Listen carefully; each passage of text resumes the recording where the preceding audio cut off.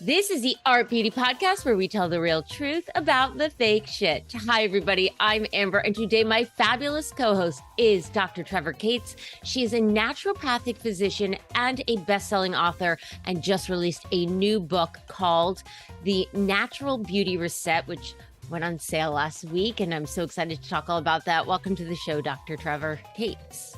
Thank you so much. It's great to be here with you. Do you want me to just call you Dr. Cates?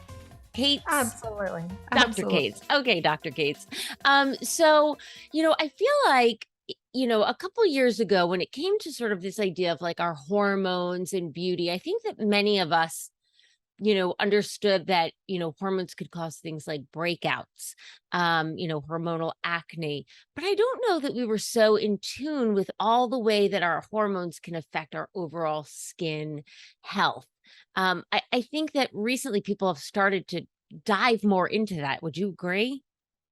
Yeah, absolutely. I think that there's certainly a part of the reason why I wrote this book, my second book, was because I got so many questions from women about their hormones.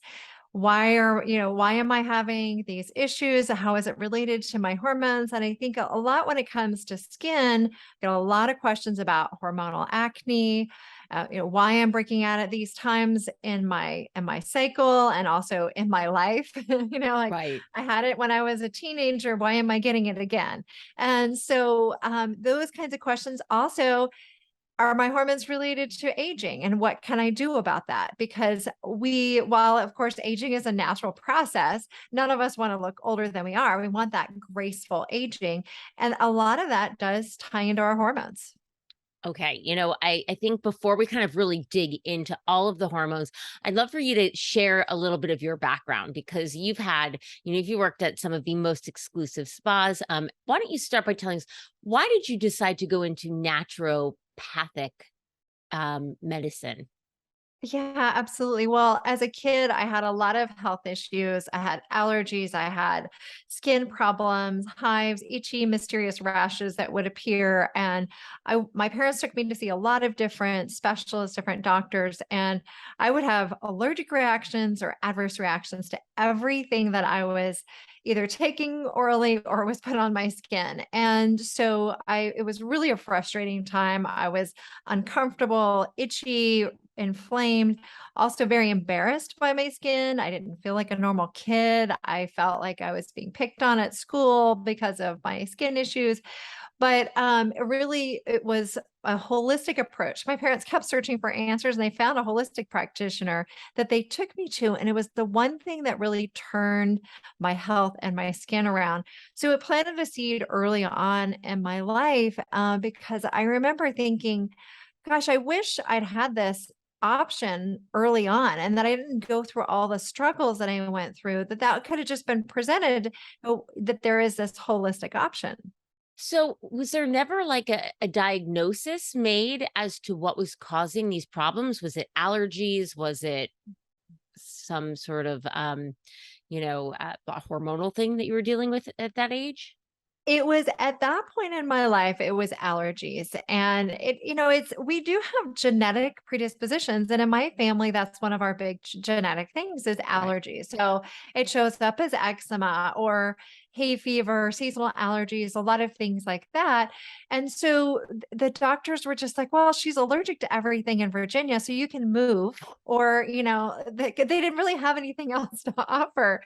And so, it was certainly very frustrating. And then when I finally turned things around with just one visit with a holistic practitioner and the treatment plan that she came up with, I thought, wow, that's amazing that this was such a simple thing for me. And so when I learned about naturopathic medicine when I was in undergraduate school, I thought, wow, this is kind of the path that I've already been on, and it makes sense for me to help other people.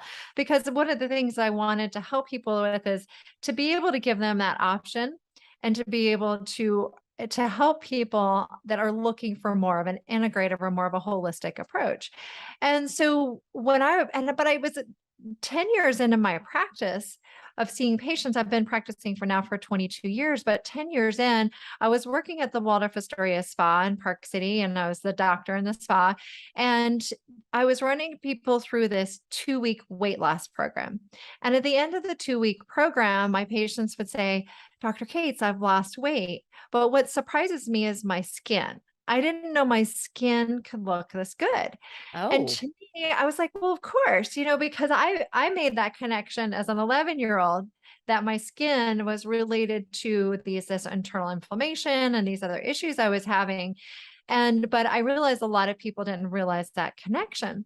So I realized that was the need to write my first book, Clean Skin from Within. And then after I wrote that book, the biggest question I kept getting asked was about hormones. Women in particular asking me, what is you talk? I mentioned hormones in the book, but I didn't go into great depth. And I realized women really needed to understand that.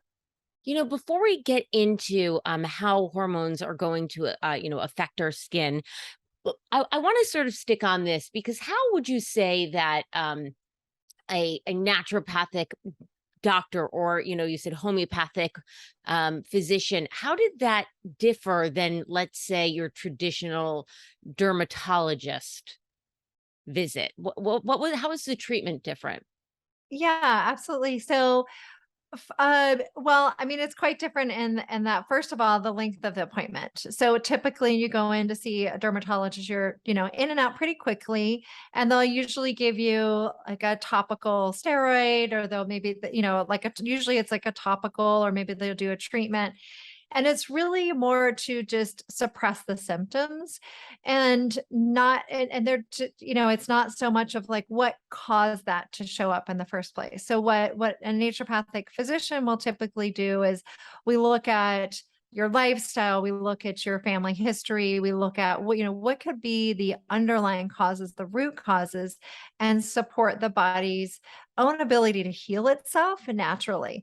And so, certainly, as a naturopathic physician, we can prescribe medications, and it's not like medications are all bad. It's just that they don't fix the underlying problem. So, if you just put a band aid on top of it and you haven't addressed the infection underneath that band aid, it's going to just swell and get redder and more inflamed, and the infection's going to spread. Right. So, we want to make sure that we're addressing what's underneath. And so that when we stop taking the medication, because medications are typically only meant to be used temporarily, is that, when you go on take a steroid, for example, it's meant to just be used temporarily to suppress the inflammation. But if you don't address what's underneath that inflammation is just going to come right back. So, before we move on, did they ever figure out what it was for you when you were a child that was sort of your trigger, if you will?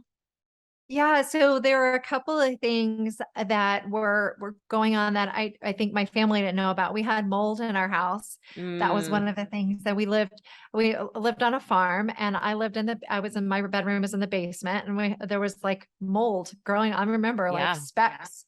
And my parents being, we lived on an organic farm, and they're like, oh, it's natural. It's not, but they didn't really realize how toxic mold could be. And the other thing is I was drinking a ton of milk. And so Mm. we got, and it was organic. So we thought, oh, it's from, the local farmer or whatever.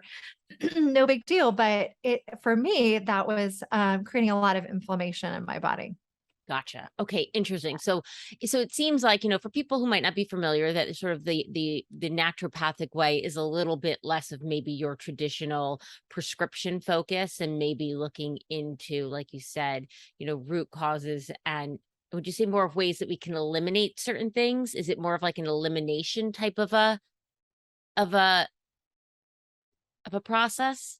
Well, that can be part of it, but you also, we definitely want to take out anything that's interfering with the body's ability to heal. We want to remove obstacles to healing. So certainly if there's a food that's a trigger, or there's mold exposure, but the problem is even if you just take those things away, a lot of times there's still damage that's happened in the body. There's still inflammation there. And so there are things that we can do naturally to decrease that inflammation. So nutrients, certain, botanical medicine, there are other things that we can do to support the body in being able to address that inflammation. So it's removing the obstacles to healing and then also using natural substances to help support the body's ability to heal. Now, I also will say, as naturopathic physicians, we can't prescribe medications, and we Right. oftentimes will do that when necessary. But we really like to use this other approach first. And then sometimes that's why I like to call it integrative, where sometimes when somebody has really, really bad eczema, for example, having some, topical steroids to like take down that inflammation in some cases when the people are so inflamed, but you're also at the same time supporting the body's ability to heal and, the nutrients it needs to heal, the anti-inflammatory, supplements and things that can help bring that down so you can get off those medications. And then, hormonal imbalances being a big one. So this is another thing that happened with me later in my life is I went on birth control pills when in my 20s. And and I know a lot of women are put on birth control pills to manage acne, but I broke out in acne so bad on my face that the doctors weren't that thought maybe I had chicken pox or something else going on because it was so bad. And so also, and that was just from the hormonal imbalance. So, hormones can also trigger a lot of these skin issues, and it impacts our health in so many different ways. And our skin being our largest organ and right on the surface of our bodies, it's oftentimes the first warning sign that something's out of balance in the body. So, for example, dry skin is one of the early warning signs of low thyroid function. And hormonal acne is another big one when a lot of times women, especially are like around the jawline, there's certain areas where we see patterns of acne showing us that something's out of balance. Right. So, now that we can kind of talk a little bit more and shift a little bit more into hormones, you bring up an interesting point, right? Our skin being our largest organ is a really good indicator of what's going on inside, right? It's our most external facing organ, but it's really a good indicator of maybe what's going on inside. So how do you know when, your dry skin might be something like more serious, like a thyroid problem, as opposed to just, well, I haven't been drinking enough water. Maybe I've started a new retinol. I forgot to put my moisturizer on, and so on and so on. Environmental things like being in a dry climate, Right. wintertime, seasonal changes. Yeah. So, absolutely. So part of it has to do with your other symptoms. So if you only have dry skin, that doesn't mean that you have low thyroid function. But if you also have you're fatigued, you have some hair loss, maybe constipation, noticing weight gain. So basically, we have low thyroid function. It slows down our metabolism. And so so these other signs, if you have all of those or some of them, multiple symptoms, then you want to go in and get your thyroid test to talk to your doctor about getting a thyroid panel with a TSH, free T3, free T4, so you could really understand what's going on with your thyroid and if that's the issue going on. Okay, so let's get into some of the things that you're going to be delving into your book, right? So this is it's called The Natural Beauty Reset, and I think you said it's 7 days we can reset our hormones for more beautiful skin. Wh- How? How are we doing that? And is there something that we should be going to our doctor, to get a baseline check of our hormones before we were to start something like this? Well, you certainly don't have to go to your doctor. I do think if you're having symptoms, it's always good to get testing because, as a doctor, I always want to look at how are my patients presenting with their symptoms, signs and symptoms, and also what's going on with their lab results? Because just because we see something, just because we feel something, there's information that labs can tell us that we can't necessarily, but it's really the combination of two. You don't want to just look at labs alone. You want to look at the two together. So absolutely that's important, but you don't have to do that in order to do the reset program in this book. I do have a hormone quiz where I think would be really great. I just want to mention this. If people can find it at hormoneseries.com/quiz. And if you go through, it gives you like, if you have certain symptom patterns, it can indicate that you possibly have low or high levels of different hormones, whether it's cortisol, which is an adrenal hormone, or thyroid, we mentioned, sex hormones. And so, those are all important. But so that can be a good kind of like indicator of maybe I've got some hormonal issues that I should talk to my doctor about. So, but with the book, it's really great for anyone wherever you are, because as women, we go through changes throughout the month, throughout our lives with our hormones, and they're always in state of flux. Even throughout a day, our Right. cortisol, our adrenal hormone cortisol, goes through fluctuations throughout the day. So what we eat, how we're moving our bodies, our stress, our skin, our personal care habits, all of those impact our hormones, and they change throughout the seasons. So so in my book, in the 7-day reset, I give people recommendations for food, movement, mindset, and skincare, because these are really the 4 pillars that are so important for us to build a healthy foundation for our hormones to function the way they're supposed to. Because when our hormones are working for us, they're amazing. They help us wake up in the morning and not need coffee, have energy through the day, fall asleep at night and sleep through the night, have good sex drive, and we feel like vibrant and energetic and driven and focused, and we can remember things, and our blood sugar is balanced, and all of those sorts of things when our hormones are working for us. So that's why I wanted to provide this 7-day reset. Now, is it going to completely balance your hormones in 7 days? Maybe not if you have some pretty significant imbalances, but it gets you on the right step, makes the first step and the right path. So you can really start to notice some changes and know how you can really dial in your lifestyle to help support your hormones. I mean, this sounds so amazing. So can you kind of walk us through some of, well, first of all, what are some of the hormones that you're working to rebalance? Yes, absolutely. So I know it's talking about how ideally our hormones are working for us. So let me talk about some of those hormones. So our adrenal hormone cortisol is a really important one. And so I think cortisol gets a bad rap, but there are some good things with cortisol. Cortisol naturally should ideally rise in the morning. And when it goes higher in the morning, that's what gets us up in the morning and gets us through our day. We don't need to drink coffee because we've got cortisol. We can drink coffee because it tastes good. Oh, I love my coffee in the morning, but Absolutely. I love my coffee too, but a lot of people depend upon it in order to get going in the morning. And that's a sign that you may have low cortisol in the morning, got it. or you're not getting a good night's sleep. And so then you're relying upon the coffee. So yeah, keep drinking your coffee Oh, if you like yeah. it. I just love my coffee, but I will tell you, when I'm up, my husband always kids around because he's like, I'm like a robot. When I'm tired, it's like somebody turned me off. And in the morning, I open my eyes. He takes a long time to get up and kind of roll around. Me, it's like, I'm up. Okay, let's go over to the coffee machine and go get my coffee. So it's not so Yeah. much that I need the energy, but I love my coffee in the morning. Okay, Oh, got right. it. So your cortisol is probably fine in the morning. If you were to have it tested, it's probably good. But Okay. so then what happens to cortisol? It goes up in the morning and then it goes down at night. That is ideally what it should do. But a lot of people are so stressed during the Yeah, day that their cortisol can't turn down at night. So then they've got these racing thoughts. They can't fall asleep at night. So cortisol is a big one. And then melatonin is really, it's mostly known for our sleep hormone, but melatonin has so many other fabulous effects on our body that a lot of people don't know.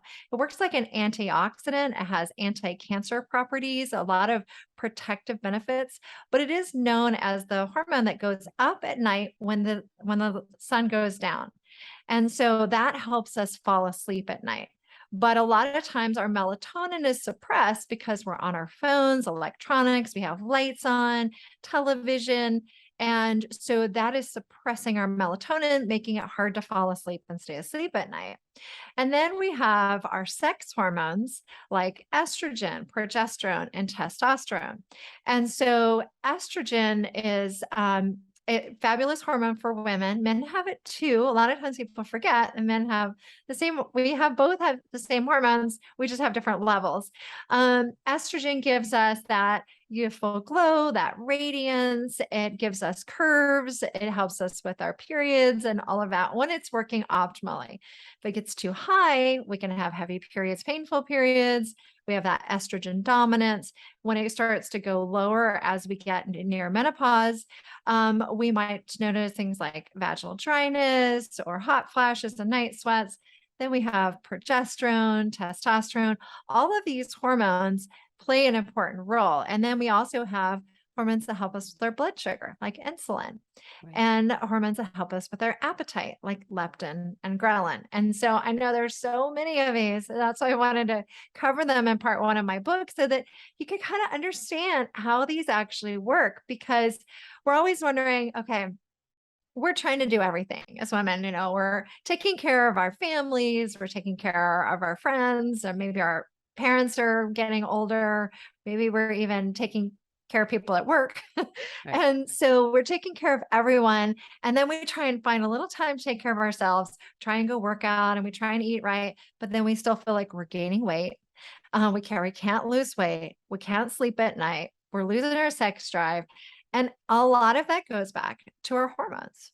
Okay. Oh my gosh. Well, thank you for that refresher. That was absolutely incredible. So let's get into some of the ways. If you could just kind of highlight some of the things that we will clearly learn more about if we get your book, but ways that we can actually help to reset or optimize our hormone levels. Yeah. Okay. So let's talk about cortisol just because we start off with that Yeah. one. And so stress management is so important. And our adrenals help us with that cortisol production to help us get out of danger, to wake up in the morning, to have energy, to have these things. But if we're constantly on the go and we're never giving ourselves time to take a break, to take some deep breaths, to meditate, to read a nice book, to listen to some soothing music, take a bath, have a really nice self-care routine. All of those things are like help calm down our cortisol so that our adrenals can actually work for us rather than against us. And so stress management practices are huge. And I just named off a few, but those are really, really important. And also help setting ourselves up for a good night's sleep with a really great bedtime ritual. So turning down the lights, again, soothing music, taking a bath, things like that. Getting off the Um, phone. yeah, getting off the phone, give yourself some time. Unfortunately, the idea of having a nightcap, like a cocktail in the evening or a glass of wine, actually isn't going to help your sleep. While it make you feel sleepy, it actually could be interfering with the deep sleep, with your sleep patterns. So we may wake So, up not feeling so refreshed, or for certain women, it might trigger hot flashes and night sweats, which can wake them up. okay. And now what about what are some of the other things like in terms of food? How can we use food or our nutrition to affect our hormones? Absolutely. And so with the 7-day reset, I actually have a 7-day reset for each season. So fall, winter, spring, and summer. So there's a 7-day reset. It's different for each season. And the reason is that our food changes, our needs for our food, our movement, mindset, and skincare all change with each season. So when it comes to food, eating foods in season, the most you can. I mean, the thing is that the one of the good things about living in the modern day world is you can get food from anywhere in the world at Anywhere. any time of the year. But the problem is that even if we're eating so-called superfoods all the time, that we can actually super eating a superfood all the time, like eating kale every day, all day long, all year long, is not going to necessarily be beneficial for us. There are actually certain times of the year that it's better to eat it than other times. So fall is a better time to eat kale. When we eat it in season, it's going to be more nutrient dense. We're getting more of those nutrients. Also, when we eat foods in season, we're getting more of the flavor. So when Right. it's easier to eat healthy when foods are flavorful. Let me just say that. And I know I that. totally agree. You know what I've been so Yeah. bummed about though this summer? I felt like there were no good tomatoes, and I don't know. Maybe it's because Oh, I grew up in the country, and in New York City. You're just they're all being shipped from somewhere, but I still felt like the tomatoes were really lacking this season. right. Well, I mean, it really depends on, I mean, tomatoes need a certain amount of humidity and Yeah, sun and all of that. So if you had a little extra, rain or something like that, and maybe it wasn't the best time for it. But certainly relying upon local farmers markets, if I mean, for people, if they can grow their own, that's fantastic. But most of us are not in a place where we have the time or the, setup to grow our own food. So relying upon locals, farmers markets can be a really great thing. And then that way you also know it's in season. If your farmer's growing it locally, it's a good indicator. But I think a lot of times we forget about what foods are actually in season because we go to the grocery store, we get the same things over and over again. And the problem with eating the same foods over and over again is you're missing out on some range of nutrients to mm, naturally get. And what's amazing is there are certain nutrients and foods seasonally that support us through what we're going through in that season. For example, in fall, there are a lot of nutrients that boost our immune system. So, like for example, vitamin A or beta carotene is in things like yams and sweet potatoes and pumpkins, squash, and that actually helps support our immune system. Vitamin C is rich in broccoli and bell peppers. And those actually help support our immune system. So when we're eating seasonally, and also oftentimes, it's amazing how wise nature is if we can kind of get back right. in rhythm with it, that it can actually provide those nutrients we need. And so, I mean, I think that when we eat those nutrient dense foods, we give our bodies what it needs to help with hormonal balance. Another thing that eating foods in season helps, and eating a variety of foods, is to help our gut health. So, our Mm, gut microbiome actually benefits from a variety, a diverse around types of food, and eating high fiber foods. So, our gut microbiome, all the microorganisms that live in our gut, are helpful for our digestive system, but also extremely important for our hormonal balance and also for our skin health. right. Okay. So, and now let's move on. So we've talked a little bit about because your book is broken up, like we said, four pillars: food, movement, mindset, skincare. So covering food, great tip: eat foods in season, and you have given us a 7-day reset for each season. What about movement? Let's move on to the movement pillar. Yeah, absolutely. So, what's interesting is, again, seasonal changes affect our hormones. And so, for example, our cortisol levels overall, that stress hormone, tends to be lower in summer and Right. higher in winter. And so if we when we're and then also we have less sun in the winter time, we're more prone to lower neurotransmitters like serotonin and dopamine that kind of give us that feel good feeling that maybe we felt in the summer. And so when we look at mindset and movement, we want to do things in the season that are going to help support us. So in the summer, we might feel more energetic, a little bit more positive. So exercising is I usually know a I little bit do. Yeah. easier. Yeah, get outside, go for a walk, enjoy the weather. But in the wintertime, we might have to motivate ourselves a little bit more and also be easier on ourselves. So we might want to do restorative yoga. We might want to do a shorter workout or more in moderation, and just making sure that we realize that we may not have that same motivation. At the same time, we still want to be moving our bodies because we're not bears in hibernation in the winter. Right. We're very different than bears. So we still need to get out and move. And so I do give recommendations on ideas and things you can do in the winter time to kind of get those levels up.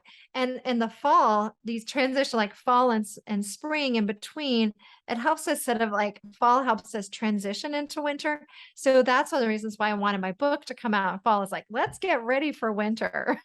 Amen, sister. Yeah. It's like I just feel like I'm never ready for it. Mindset, we kind of touched on some of that before, but maybe is there one or two tips that you can kind of give us? Yeah.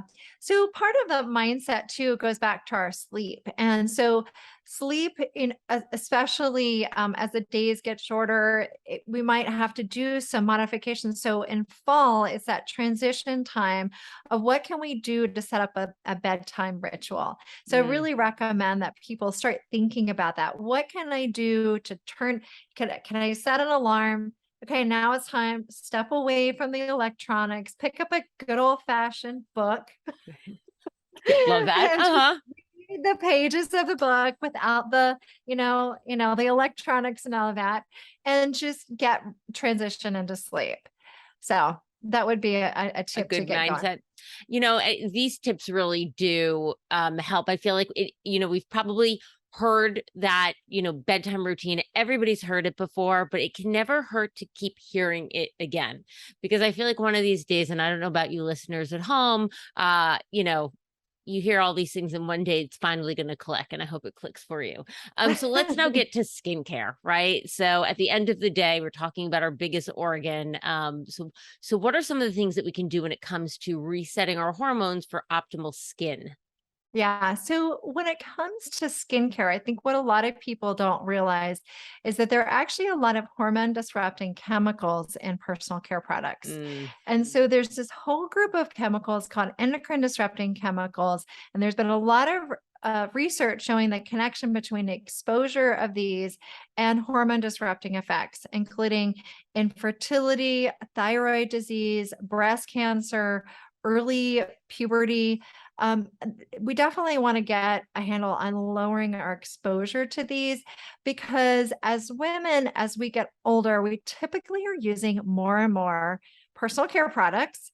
And yet our hormones can be more likely to be out of balance and get out right. of so one of the biggest things to do is to start looking at your skincare products and the ingredient labels. Just because it's labeled natural on the label does not necessarily mean anything because the FDA does not have any regulation around the words natural or hypoallergenic.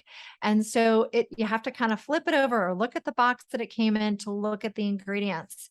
And I mean, it's one of the reasons why I created my skincare line, the Spa Doctor Natural Skincare line, is because I kept trying to find natural products for my patients to recommend to them that actually created the effects that they wanted and had that luxurious feel and things like my Waldorf clients were looking for that. And so that's why I created the Spa Doctor skincare line. But there's a lot. So I know a lot about the manufacturing process. Right. The skincare industry is a shady place. I have to admit, there's a lot of marketing hype and not a lot of regulation in the United States. So it's really up to consumers to do a little bit of digging in and understanding what's in your products. I mean, I know we could, there's so many big chemicals that we want to watch out for. Are there a few easy ones that you can think of that, when we're looking at our ingredient list that we should be kind of like, wow, this is no, never? Yeah, absolutely. So fragrance is a big one. And Mm, fragrance is listed as one ingredient, but it's actually a whole bunch of different ingredients. And within fragrance, there can be a number of these hormone disrupting chemicals, including diethyl phthalate. Again, I won't say this on the label, it only says fragrance, but diethyl phthalate is a plasticizing agent and it's a known endocrine disrupting chemical. It's shown up in human samples. We know it gets into the body. That's the other thing is a lot of so times women are terrifying. putting stuff on their skin, not thinking about the fact that it getting absorbed. I mean, we used hormone creams and nicotine patches and things like that on the skin because we know that is a route to give medications. So what you're putting on your skin can get into your body. Another thing is oxybenzone, which is a common sunscreen ingredient. That's another endocrine disrupting chemical. The good news is there are alternatives to these. I've done a lot of research on this and making my own skincare line. So I know this, that you can use organic essential oils. You can still have that fabulous fragrance with the upside of essential oils without the downside of synthetic fragrance. Right. And then zinc oxide or mineral based sunscreens versus the chemical sunscreens like oxybenzone. great. Oh my gosh, that's so scary to know the oxybenzone. Because luckily the mineral sunscreens are getting way better. They're not leaving that white cast. There's so many good ones out there. So I want to congratulate you, by the way, and thank you for kind of running us through this. It sounds like there's so much information in this book, and it's so fabulous. If people want to know more about this book, or if they want to purchase it, where can they go? Okay, so they can go to my website, thespadoctor.com, THESPADR.com. Doctor is abbreviated DR. And if you want to go straight to the book, we have a special offer that do a /book. Okay. And that will take you to the Natural Beauty Reset. You can order the book and get some bonuses, or you could just go wherever books are sold, Amazon or wherever, Barnes and Nobles, wherever books are sold, your favorite retailer, you can buy the book there. Amazing. And as you mentioned before, you've got a fabulous, line that you can also purchase there. If people want to know more about you, if they want to know more about this line, where can they get in touch with you? Yeah, absolutely. So you can go to the Spa Doctor. We're also on social media, Instagram, Facebook, YouTube. You could just look for the Spa Doctor. Just make sure it's the THESPADR. Amazing. I want to thank you so much, Dr. Cates. If people have questions at home that they want to pass on regarding hormones, regarding skincare, I'm always happy to do that. You can email me at hello@artbeautypodcast.com. You can find us on Facebook, Instagram, and YouTube at Art Beauty Podcast. And as always, we will see you next Tuesday. Bye.